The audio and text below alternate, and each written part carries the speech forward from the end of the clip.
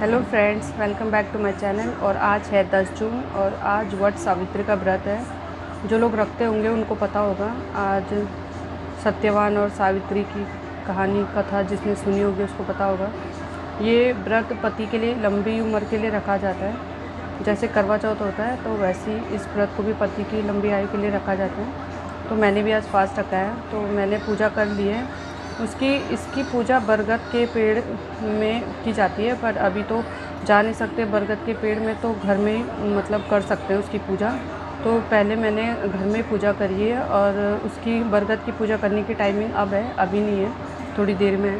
तो मैं बरगद की पूजा थोड़ी देर में करूँगी। जो मैं अंदर की है कलश की पूजा, गौरी गणेश की और पूरी जैसे मैंने पूजा करी है मैं आपको बताती हूँ अभी, ठीक है। और ये तुलसी माँ है, उनकी पूजा करूँगी। और ये वट का पेड़ है, कितना सुंदर है, इसको तो फल भी लगे हैं।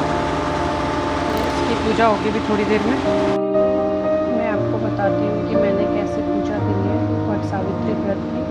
सबसे पहले एक चौकी ले लो आप, उसके बाद उसमें पीला कपड़ा रख के उसमें चावल को, सफ़ेद चावलों को, उसमें थोड़ा लाल टीका पिठाई जो टीका होता है उसको मिला के थोड़ा रेड कर लो चावल को। फिर उसके बाद अष्टकमल बनता है, 7 ऐसे डंडी खींच के उसमें कमल का शेप देके वो बनाओ, जो मैंने ये बनाया है। उसके बाद उसमें कलश रख दो, पानी रख के उसमें एक हल्दी डाल दो और 1 रुपये का सिक्का डाल दो और एक सुपारी डाल दो। उसके बाद उसमें एक प्लेट रख के उसके ऊपर चावल रख के उसके बाद दिया रख के उसको जला लो। फिर उसके बाद ये आम के पत्ते लगा लो जैसे आप रखते हो कलश में। उसके बाद एक पान का पत्ता लेके उसमें काले सफ़ेद तिल जो आपके पास वो डाल लो। उसके बाद उसमें भगवान गणेश और गौरी माँ की स्थापना वहाँ पे रख दो उनको। फिर उनकी पूजा करो जैसे पूरी विधिवत जैसे पूजा करते हैं। और ये हैं बरगद के पत्ते। यहाँ मैंने विष्णु जी का नाम लिखा है, सत्यवान का नाम लिखा है, सावित्री का नाम लिखा है और एक विष्णु जी का है, ब्रह्मा जी का है और सरस्वती जी का। आज के दिन सरस्वती माँ की भी पूजा होती है। और इन सबको ऐसे लगा के और प्रसाद में मैंने मीठे पोहे बनाए हैं और ये पूरी और मीठे पोहे बनाने हैं। और मिठाई ले लो और ऐसे फल ले लो जो भी, और एक काले चने। और ये माला मैं अभी बरगद के पेड़ में चढ़ाने के लिए रखी है। और ये नारियल भी प्रसाद में चढ़ेगा। काले चने होते हैं, ये भी बहुत ज़रूरी होते हैं उसमें प्रसाद में चढ़ाने के लिए।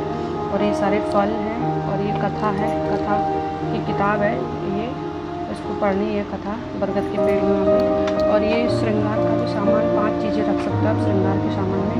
ये है सिंदूर, ये आलता है और ये सुहागन का सामान जो होता है, ये कोन है और बिंदी का पत्ता हो गया। और एक जो कपड़ा आप पहनते हो ना, जो अपने कथा के टाइम पे पहनना है, वो एक नया पूरा कपड़ा हो गया जो मैंने अभी रखा था थोड़ी देर पहले, सो मैंने अभी पहन लिया है। वो चूड़ियाँ हो गई, ये चूड़ियाँ, ये सब मैंने पूजा में रखी थी। और अभी फिर मैंने उनको चूड़ी और सूट तो मैंने पहन लिया, बाकी चीज़ें मैंने यहीं पे रखी हैं अभी। तो इस तरीके से आप पूजा करोगे कमरे में, घर में पूजा करने के बाद आप थोड़ी देर में, मतलब टाइमिंग का कुछ नहीं है। अभी तो मैं 12:30 बजे करीब करूँगी, कथा पढ़ूँगी बरगद के, वहीं पे कथा पढ़नी होती है, वहीं पे बरगद के पेड़ की पूजा करनी होती है, तुलसी के पेड़ की पूजा करनी होती है वहीं पे प्रॉपर। उसके बाद वहाँ पे कथा पढ़ के और ऐसे ही इसकी पूजा की जाती है। मैं तो ऐसे ही करती हूँ और लोग अलग तरीके से करते होंगे, बट मैंने पहले वाले व्रत में भी ऐसी पूजा करी थी और दूसरे वाले में भी ऐसी पूजा करी है।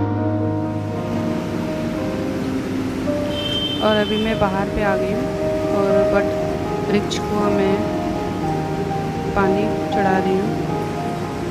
और उसके बाद मैं तुलसी माँ को भी जल और दूध चढ़ाऊँगी। बोलते हैं कि आज के दिन तुलसी माँ को जल और दूध चढ़ाने से बहुत शुभ माना जाता है। और ये देखिए मैं किस विधि से पूजा कर रही हूँ। पिछले फास्ट में भी मैंने ऐसे किया था और इस वाले में भी।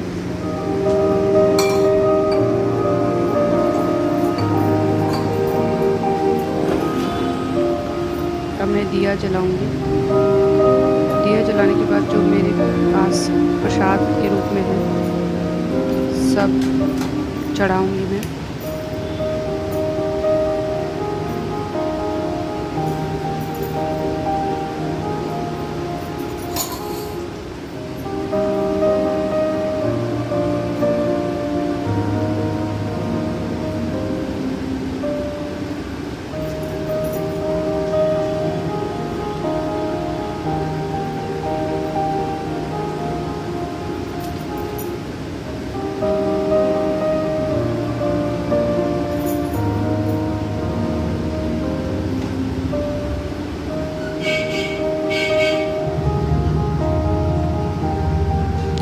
दिए से पूजा करने के बाद, सारा प्रसाद चढ़ाने के बाद, भोग लगाने के बाद कथा पढ़ूँगी। और आप देखिए वीडियो में मैं किस तरह से पूजा कर रही हूँ।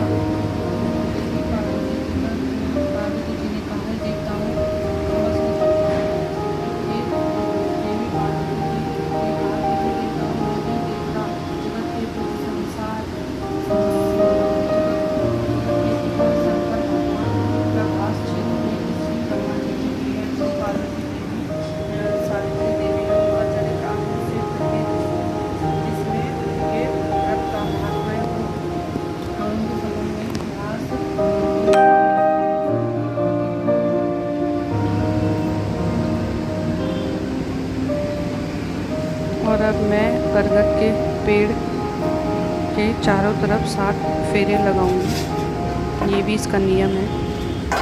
जो हाथ में बांधने वाले जो होली बोलते हैं उसको, धागा कलावा, उससे हम बरगद के चारों तरफ 7 फेरे लगाएंगे धागे से।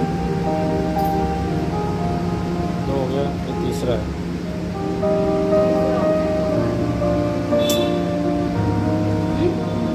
तीसरा कंप्लीट हुआ ना, चौथा। इसके बाद पूजा कंप्लीट हो जाएगी और इसके बाद आप अपने पति को टीका करके उनको जल पानी पिला के और उनको मीठा कुछ प्रसाद खिला के, और फिर वो आपको वो भी आपके टीका लगा के प्रसाद तो नहीं खाना है आपको, पर पानी उसके बाद आप पानी पी सकते हो। पानी पी के और फिर इसकी विधि पूरी हो जाती है। उसके बाद पूजा यहाँ पर समाप्त होती है।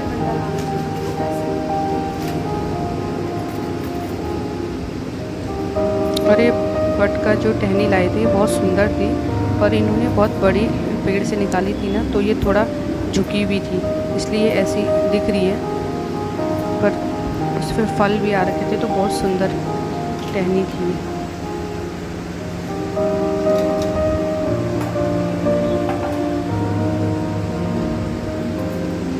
और ये देखो आपको फल भी दिख रहा है इसमें लगे हुए।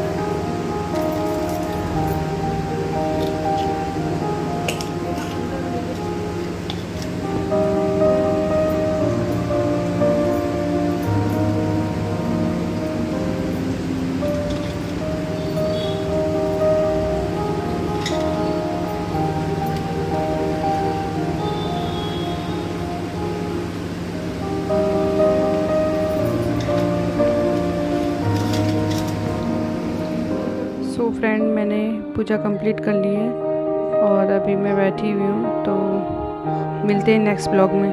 बाय।